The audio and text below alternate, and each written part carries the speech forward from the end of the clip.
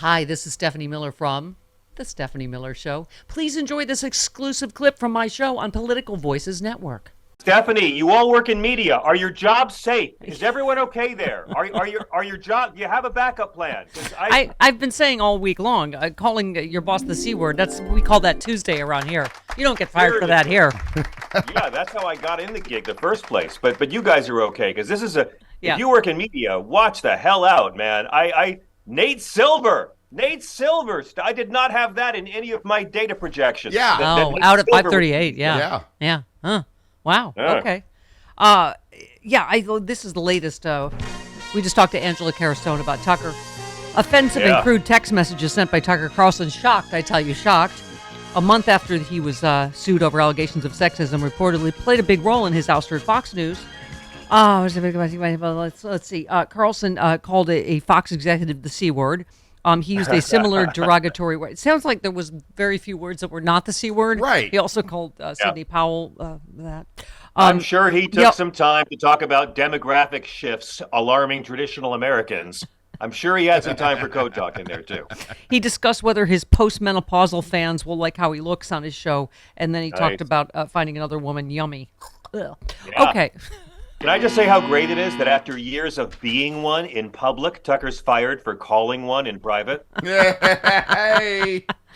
By the way, you said happy birthday, Carol Burnett. Thank you for being born. I just watched the special last night, and I was saying, I texted Jody. I only got like 4 seconds in before I started crying. Oh, my God. I thought it was fantastic. Well, by the time we got to Lily Tomlin, I was like, anyway.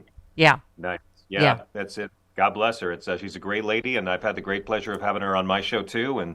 And we get to say that we were alive at the same time that she was alive. And and if I can announce also next week on my show, Smokey Robinson. I sat down with him 2 days ago, and we talked for over 40 minutes. It's incredible. We're going to air it next week. So, go celebrate your legends while they're with us, people. Yeah. So, well, speaking of which, you tweeted about Jerry Springer, which Yes. you know. Yeah, no, we were saying that. Well, first of all, we killed his show, so I felt, posthumously bad about that. But it's okay. But he was a strong progressive voice. People sort of didn't, remember that he had been a mayor, before he did the whole show. But you tweeted, "I spent all of election night 2016 on TV with Piers Morgan, Ann Coulter, and Jerry Springer, and I can tell you that Jerry was the sanest person in the room on the most insane evening." What was that like? Well, it was crazy. We had been doing a special at Sirius XM, and all the comedians were like leaving in tears by 10 p.m. I walked across Times Square, and it was so quiet. It was empty. I felt like Will Smith and his dog. Got to the hotel where we were filming with Piers Morgan. It was Good Morning Britain, and they had me on all night. I was on until 5 a.m. And like Ann Coulter was on my left, and Jerry Springer was on my right.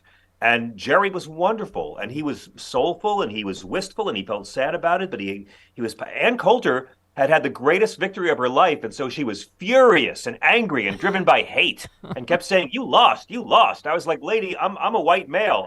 No, you lost." I'm like, "Lady, I had a pretty good year financially. I'm okay." And his dad, "No, you, finally, lady, I'm a comedian. I won. Who loves America more than a comedian that votes against Donald Trump? I would have been fine with Bill Clinton as the first lady." But then, Steph, I realized I'm being insulted and hated by Ann Coulter on national TV. And that's like Jimi Hendrix playing a solo just for you. Yeah. Yes.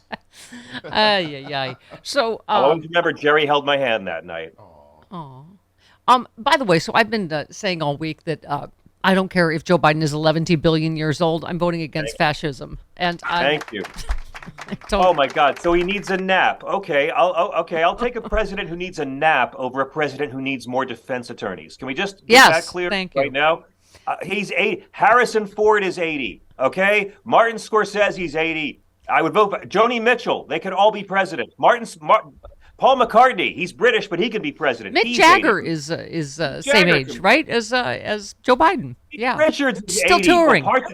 Parts of Keith Richards are 80 right now. And I want to say one more thing about that. I don't mind having a president who's not thinking about his next job or his mistress. I'm fine with an old guy as president. I think it was a good week on balance. Tucker Carlson, bye-bye. Your thoughts?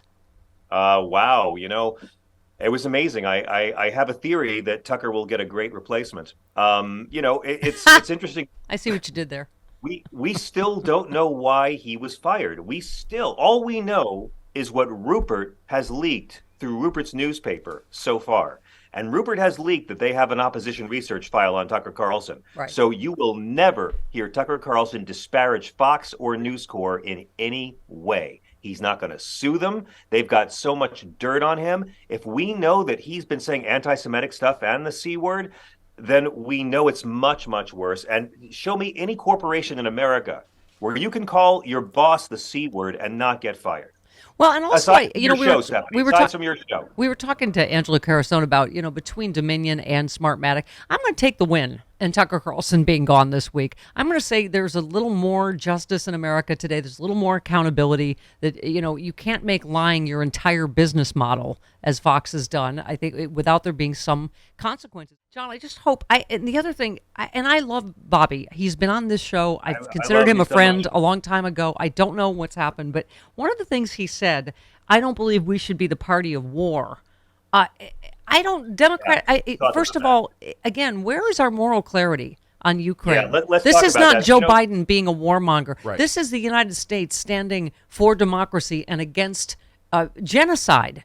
And that didn't used to be a tough question, did it? Everyone on the right who's now saying they're anti-war is usually pro-Putin. Okay, yeah, because in this situation, we are not supporting a war. We are not waging a war. We are supporting democracy. We are opposing imperial invasion. I wish the rest of the world had stood up against the United States when we invaded and occupied Iraq, the way we're seeing the solidarity John, now with Russia's defense. I was just going to say to you, I'm having a flashback to you. There was nobody more anti-Iraq war than you and I. And it wasn't because, a Republican was president. None of these Republicans were at the peace marches, by the way. None of these Republicans were at the peace march. They were calling us appeasers. And right now, they're the ones. It's because it was wrong, and it was based on... Let Hitler have some of Poland. Let Hitler have some of Poland. Why do you want war? Sorry, Sarah. It's because it was wrong. It was because it was based on lies. That's why it wasn't because it was a Republican president. And this, this is the same thing. There should be, I don't know, John. You talk Bible all the time. Isn't this right or wrong? Not right or left. Right or wrong. He is. I mean, we just talked to Dr. Redlener yesterday about the genocide of children and civilians going on in Ukraine. There's one way to stop the war, and that's for Putin to stop. That's it. Yeah, that's it. If they are not directing their grievances towards Putin first, and you can find out really quick when you're talking to anybody online or in real life about this, just say, but Putin's the bad guy, right? Putin started this, right? Yeah. Ukraine made a deal with Russia in 1993 that President Yeltsin signed, where Ukraine, which at the time had the third highest nuclear stockpile in the world, when the Soviet Union broke up, they gave all the nukes to Russia, and Russia signed a deal promising to always respect their borders. So what are you guys talking about? That Zelensky should start negotiating surrender while Russian troops are still raping women and murdering children in his country. I'm sorry. I am anti-war, and if you're anti-war, you're anti-Putin. You're not anti the side defending itself. These are the same jackasses who want civilians to have AR-15s for self-defense, Steffi. Yep. You also tweeted, the only way background checks take away your Second Amendment rights is if you're a criminal, insane, or a terrorist. And if you're all three of those things, you're probably already an NRA lobbyist. I mean, again, I just think these are some of the issues, John, what we're going to be running on in 2024. Not bullying trans kids. How do you keep your kids from getting slaughtered in school? I fail to think that there's a huge majority of parents that are concerned about drag queens, Exactly. Oh, but Hunter Biden's laptop and the word woke. Hunter Biden and the word woke. Look at Ron DeSantis right now. We are in, you mentioned this before, but I think we're in the golden age of micro accountability. Alex Jones loses the suit. Fox News loses $750 million. Tucker Carlson gets fired. Trump is finally indicted. Clarence Thomas, not so much. But we're in the golden age of like a little bit of accountability. And that's all people want. We don't want revenge. Good people who try to be good people and follow the rules are really tired of seeing these schmucks get away with it every time. Yeah, and that's exactly why once Trump is in jail, we can go after Bush and Cheney, by the way. Yes, that's why we're firing up that sexy liberal engine early. This is why another good sign I will take. His chemotherapy is over. Jamie Raskin says his cancer is in remission. Star of Sexy Liberal DC with us. Indeed, a sexy liberal. And we're firing it up. LA, right? The one show only in 2023. Go to Only one sexyliberal.com. Tickets are already going fast. John Yeah. Fugelsang, Hal Sparks, Frangela. Glenn Kirschner just added, and it will be a cast of star-studded Nice. cast. Huge cast. Yes. Huge cast. Republicans say they won't cut Social Security, Medicare, or Medicaid. But can honest, hard-working middle-class Americans really believe what these politicians say? Republicans said they wouldn't overturn Roe v. Wade. Here's what Supreme Court Justices Gorsuch, Kavanaugh, and Coney Barrett said during their Senate confirmation hearings. Roe v. Wade. It is a precedent of the United States Supreme Court. A good judge will consider it as precedent of the United States Supreme Court. Roe v. Wade. It's settled as a precedent of the Supreme Court. Roe is not a super precedent, but that doesn't mean that Roe should be overruled. Well, we saw how that turned out. They played us for fools. Tell your elected officials to keep their hands off of our Social Security and healthcare benefits.